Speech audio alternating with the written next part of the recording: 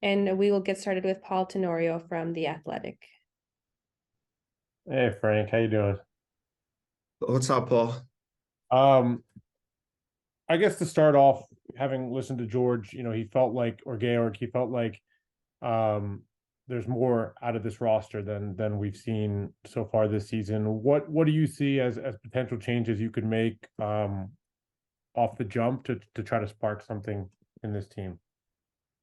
Yeah, I definitely believe that we have enough quality in a roster that's good enough to ultimately reach our goal, which is the playoffs, something that we said in the beginning, and then obviously a whole new season is beginning.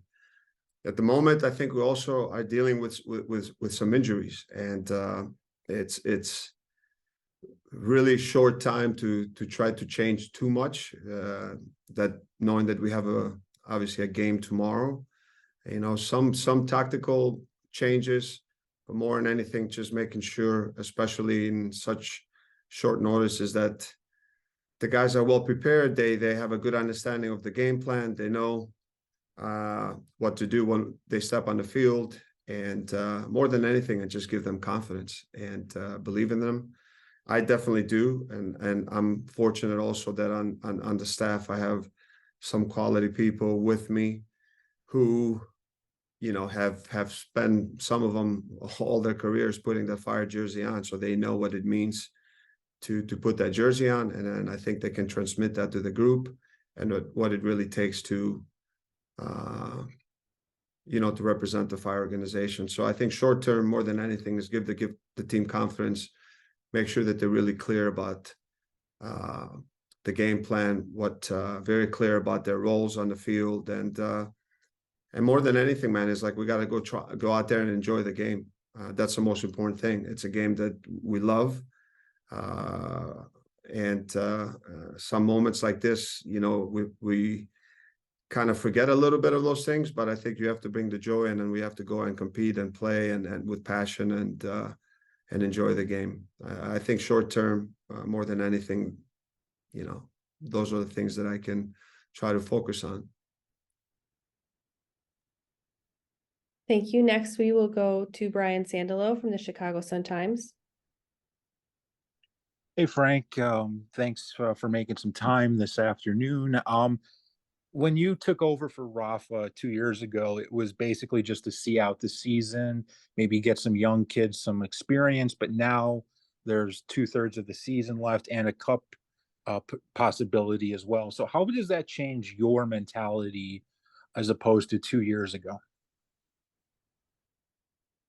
I think it doesn't really change much because I'm in a role that, look, I want to win every game. If I'm whether it was 6, 7 games or now it's obviously more than half the season, the club has entrusted me to do a role, and I think that have the experience over my playing career and also have been a head coach here before, in difficult situations, step in and do a job. So for me, I'm going to put everything that I have, all my energy, all my passion. I care a lot about this club, about the city, and I will bring all my experience along with my colleagues that I have. Like I said, I have a really great staff with me, and so I approach it in a way that we have a lot of games left. There's a lot to play for. Obviously, there's no bigger game than tomorrow, an opportunity to advance in the U.S. Open Cup. We take that very serious. This club does.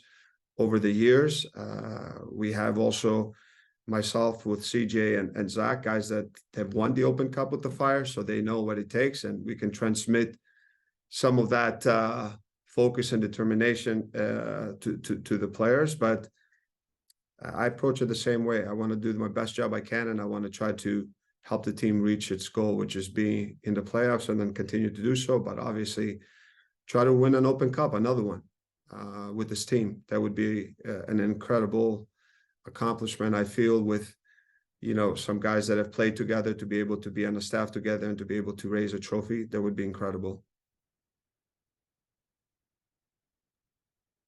Thank you. Next, we will go to Alex Calabrese from Men in Red 97. Hey, Frank, pleasure to be speaking with you today. One of the big talking points for the team this season for fans and pundits has been the failure to get the most out of some of the big stars like Xherdan Shaqiri and the other DP, YoDeportes. Is there anything in particular that stands out to you about that situation and how those players can help you reach the playoffs? I think they're both quality players. I mean, myself having an opportunity to see Shaq every day in training. I mean, the guy's has got so much quality, and I know that a lot of the people haven't seen it in games where he has had the impact that I believe he can. You know, last year in the season, I believe he started really well. His ability to make passes in the final third and put teammates in great spots to score. I think he was able to do that.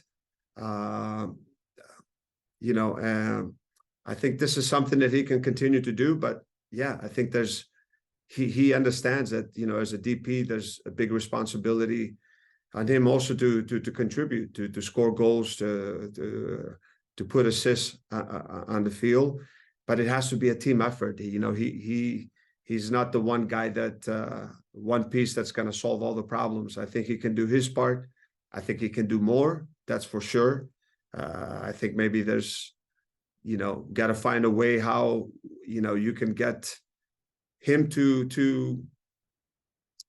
you know, to have a bigger impact in games. And maybe it takes one game where he has, you know, a breakout game where he's able to do that. But he's got tremendous quality. And myself, I believe in order for this team to move forward and reach the goals that we believe we can, Shaqiri has to play a big part in that, because he's got so much quality that he can impact the game at any given moment. With Iro, you know, the thing with Iro, he's been dealing with injuries, and you know, there's nothing he can do. It's been frustrating for him. It's frustrating for us. You know, when you have a player of his quality and now who missed a big portion of the season last year, and then now he's very close. You know, but he's not quite there yet. I think he's very close where he can become available for selection for the team. But you know, he's also a player that I think could bring so much to the team, and it's been unfortunate that we haven't been able to have him because of injuries. Thank you. Next, we'll go to Joe Chats from On Tap Sportsnet. Thanks, Frank. I appreciate the time as always. You mentioned Xherdan Shaqiri, Frank, and I'm curious if you think there's a possibility this season that you implement an offense with him and Brian Gutierrez on the field together. It's been a big talking point throughout the year. Obviously, health has been an issue for Shaqiri coming back from it, but I'm curious if you see the two of them thriving on the field together. Thank you. Yeah, no, definitely. I think they're both quality players, and I think it's been really impressive to see. I've been here now, even with Rafa, and Guti was a young player, and then we gave him a lot of playing time, and you can just see his development year after year. And we always talked about him as having a bigger impact in the final third and really maturing and being more consistent in his play over 90 minutes. And man, he's definitely grown into really a difference maker in this league. There have been times even this year where both have played on the field. It's just, you know, at times you see where, you know, you have to see where has Guti been able to be at his best. I think when he plays and he can find space in the half pockets where he can get the ball and turn and face at people, he's been really special. And you know, right now I think there's another element to his game, his final passes, his ability to finish play. He's getting much stronger. So yeah, there's definitely a way we have in the past, and I think to continue to see it where we can put both of them on the best spots for them to be successful, whether that's in a 4-2-3-1, maybe that's in a 4-3-3, you know, where Shaqiri can also be out wide as a winger coming inside in the half spaces, where he's played there before with the national team. I watched a lot of his games, him playing as a 10 and out wide in a 4-3-3. And I think we also have to be more creative and see where we can put the special players in positions where they can be, you know, at their best, because those are the kind of players that the fans want to see. And in the end of the day, I think the fans pay tickets because they want to see a show. Soccer is an exciting game, and we want to see special players. And those two are two very special players that the fans definitely want to come out and watch. Thank you. We'll go last question to Brian Sandalo.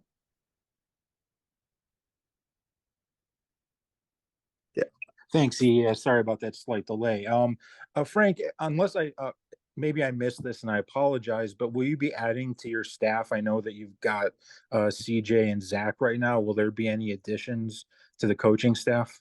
Well, we have CJ obviously, and Zach, and Jeff DeCrude has been the analyst. Obviously, he's gonna also, I'm gonna ask him to do a little bit more of a role. Then we have Nacho Torreno, who's been a head of performance guy, but he's got a lot of experience also being on the sidelines with different coaches in Europe. So I think, look, if it's just the beginning right now, but I have to assess after this game and see what else do I need to be able to give us the best opportunity to be successful. But I said I have tremendous staff with me. You know, both CJ and Zach and Jeff have done a tremendous job, and Nacho's got a lot of experience. So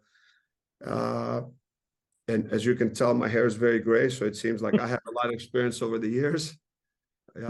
But yeah, I just think we have to evaluate, Brian. It's the first day. We play tomorrow. It's been not an easy day overall. A lot of stuff to deal with.